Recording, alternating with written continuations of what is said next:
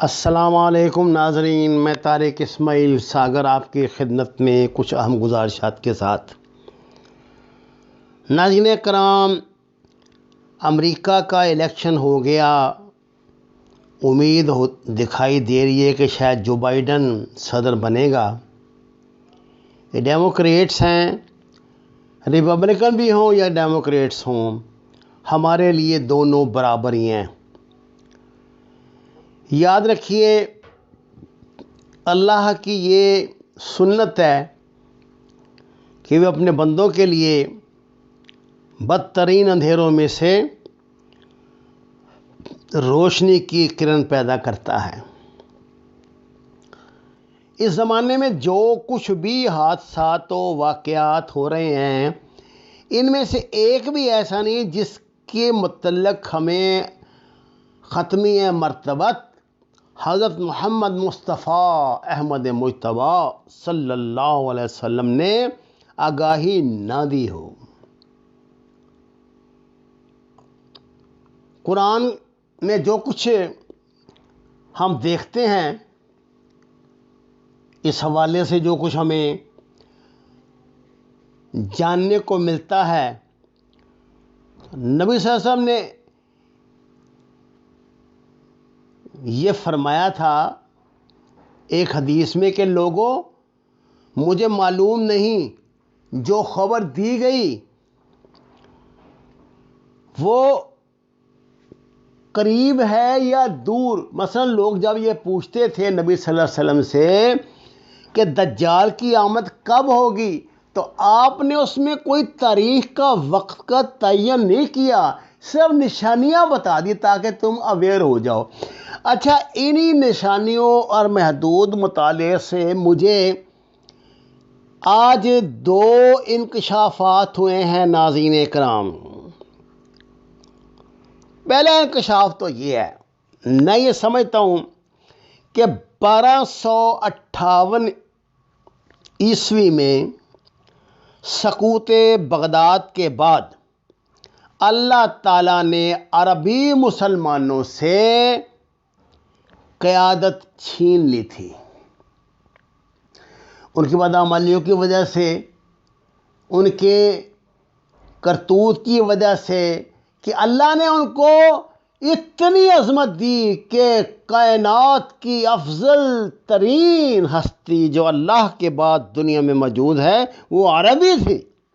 نبی کریم صلی اللہ علیہ وسلم عربی تھے، جنہوں نے ان جنگلیوں کو، ان درندوں کو، ان وحشیوں کو انسان بنایا اور دنیا کے بہترین انسان بنایا۔ پھر جب ان میں وہی قبائلی عصبیتیں جنم لینے لگی، وہی برائیاں جنم لینے لگی، یہ آپس میں لڑنے لگے، تو اللہ نے پھر ان کو جو انعام دیا تھا وہ 1258 میں سقوط بغداد کے بعد ان سے چھین لیا۔ اور اس کے بعد جو قیادت اللہ نے وہ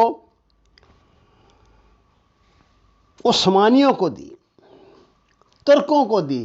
آپ دیکھ لیجئے، انڈیا میں ترکمان تیموری، ترکمان صفوی، ادھر ایران میں ترکمان سلجوقی اور ترکمان عثمانی، جنہوں نے ایشیا سے مشرقی یورپ تک مسلمانوں کی ایسی حکومت قائم کی جس کو انگریز نے بھی دی گریٹ اٹومن سینچری قرار دیا تھا۔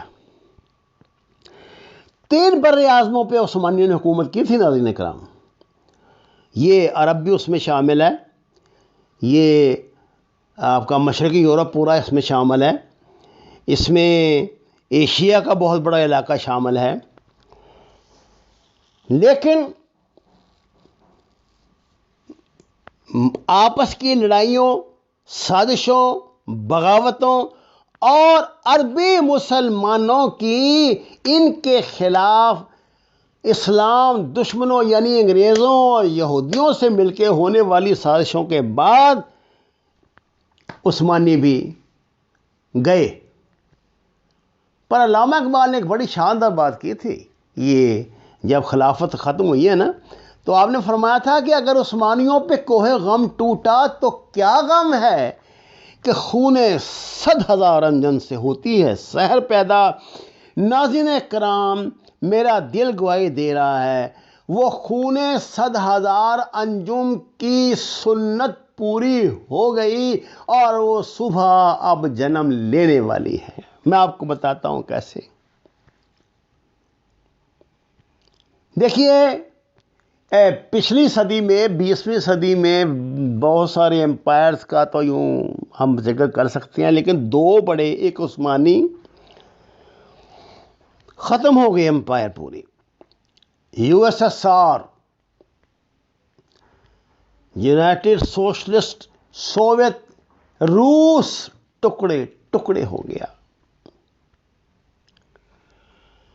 یہ جو نا خون 100,000 انجم، وہ خون افغانستان میں بہا، جس کے متعلق دو میں احادیث آپ کی خدمت پہ پیش کروں گا۔ ایک تو ترمذی کی وہ حدیث ہے مشہور کہ جو خراسان سے فرمایا کہ لشکر نکلے گا اور وہ اسلام کی نشت ثانیہ ہوگی، اور دوسرا جو علامہ اقبال نے کہا تھا کہ میر عرب کو آئی ٹھنڈی ہوا جدھر سے، میرا وطن وہی ہے، میرا وطن وہی ہے۔ اور اس سلسلے میں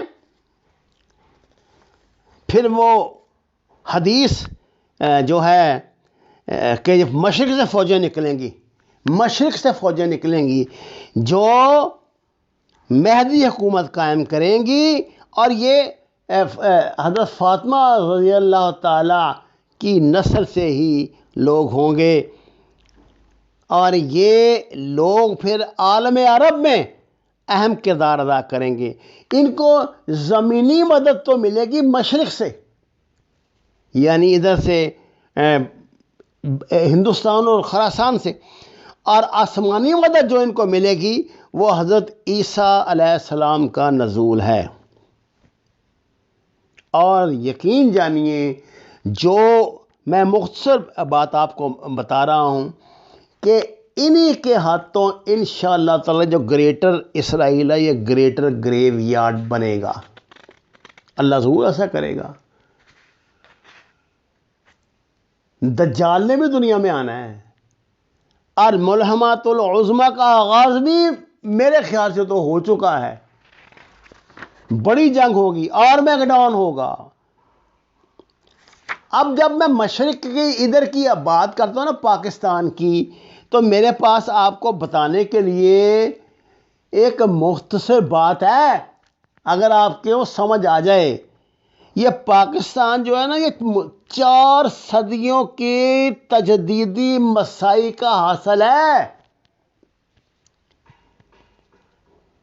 جتنی دنیا میں اسلامی ممالک آزاد ہوئے، تحریکیں چلی، ان سب میں سے کسی کی بنیاد بھی اسلام نہیں تھی۔ کہیں عربی قومیت تھی، کہیں عصبیت تھی، کہیں کچھ اور تھا۔ یہ واحد تحریک دنیا میں ہندوستان میں چلی تھی، جس کا نعرہ تھا پاکستان کا مطلب کیا؟ لا الہ الا اللہ۔ اور یہ تھا وہ کچھ جو اللہ نے ہمیں دیا۔ دیکھیے، 1000 سال اللہ نے حکومت دی ہے ان کو، عربوں کو، انہوں نے اس کی قدر نہیں کی، انہوں نے ناشکری کی، یہ آپس میں لڑتے رہے۔ میں بحث نہیں کرنا چاہتا، نہ میں اپنے پر کوئی اسٹگما لگوانا چاہتا ہوں۔ بنو امیہ سے لے کر اور ادھر بنو فاطمہ تک اور بنو عباس تک، یہ سب کا اگر اندر کی تاریخ دیکھیں نا پھڑول کے، تو وہاں آپ کو اگر نا گیند کو کھولیں گے تو اندر سے لیریں ہی نکلیں گی۔ اسلام نے مجدد کا جو پہلا منصب ہے، وہ مشرق میں اللہ نے ایک اجمی یعنی شیخ احمد سرحدی حضرت مجدد الافسانی رحمۃ اللہ علیہ کو دیا۔ پھر آپ دیکھ لیجئے 12ویں صدی میں امام الہند شاہ ولی اللہ ہیں، پھر 13ویں صدی میں سید احمد بریلوی ہیں، اور یہ جو یہ تحریک تھی یہ مجاہدین کی، ادھر یہ ہمارے KPK میں اس کی نشانیاں بکھری پڑی ہیں، جا کر دیکھ لیں آپ۔